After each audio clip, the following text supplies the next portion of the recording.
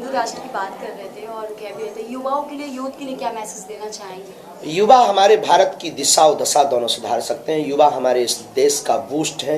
युवा हमारे इस देश का वो आभा मंडल है।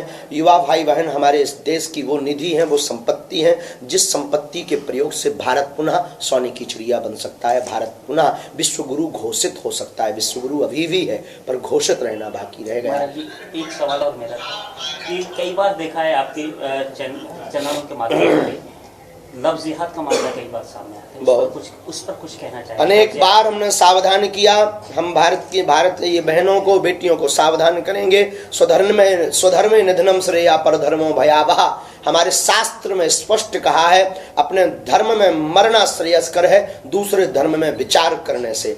एक किसी बहुत बड़े महापुरुष का सूत्र था, तिल के तेल का कनिस्तर में हाथ डुबो देना, फिर तिल के बोरा में हाथ लगा देना। जितना तिल आपके हाथ में चिपक जावे उतनी बार भी दूसरे धर्म का व्यक्ति अपने बाप की सौगंध खाए तब भी एक तिल बराबर भरोसा नहीं करना। जो बहनें कहती हैं, जो बेटियां कहती हैं हमारा वाला ऐसा नहीं हो सकता, उनका हाल श्रद्धा जैसा होता है। इसलिए भारत की बेटियों को अब समझना पड़ेगा, मानना पड़ेगा, वरना वो अपने साथ साथ अपने परिवार को जीवन भर का दुख और सनातनी हिंदुओं की कमर तोड़ करके जाएंगी। ये उनके लिए कलंक होगा। इसलिए भारत की बेटियों को, सनातनी बेटियों को अब जागना पड़ेगा, उन्हें हिंदू शेरनी बनना पड़ेगा। और ऐसा हो ही नहीं सकता काजल की कोठरी में काला टीका न लगे, ऐसा हो नहीं सकता। महाराज जी, जो समाज है कहीं ना कहीं राजनीतिक जो धारा है उससे कहीं प्रभावित रहता है।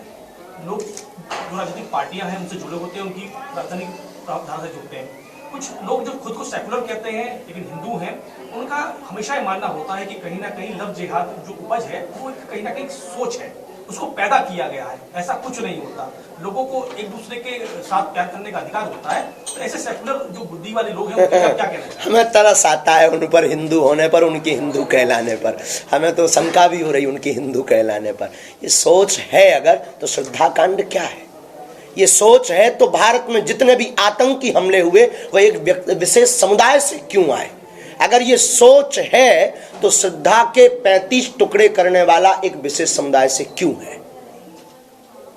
इसका उत्तर उनके पास नहीं होगा। वो कहेंगे ऐसा तो हिंदुओं में भी हो सकता है। हमारे हिंदुओं में इतनी निर्दयता नहीं है। अगर वो सच्चा हिंदू है, सच्चा सनातनी है, क्योंकि हमारा भारतीय सनातनीय संस्कृति का उपदेशक शास्त्र हमेशा कहता है दया ही मूल है, दया पर जियो, दया करो। तो हमारी दृष्टि कहती है कि वो जो सेकुलर लोग कहते हैं कि एक उपज है, वो भी ऐसे ही उपज हो गए होंगे। महाराज जी, धर्म निरपेक्ष होना गलत है। धर्म निरपेक्ष होना क्यों? धर्म निरपेक्ष होना गलत नहीं है और है भी, दोनों परिस्थिति के अनुसार।